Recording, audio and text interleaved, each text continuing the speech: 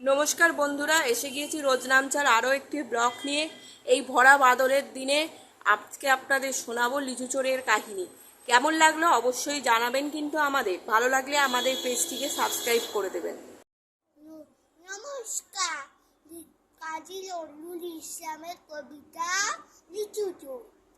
বাবুদের ডাল পুকুরে, হাবুদের ডাল পুকুরে, সেকিবাজ করলে তারা, বলি থাম একটু দাঁড়া।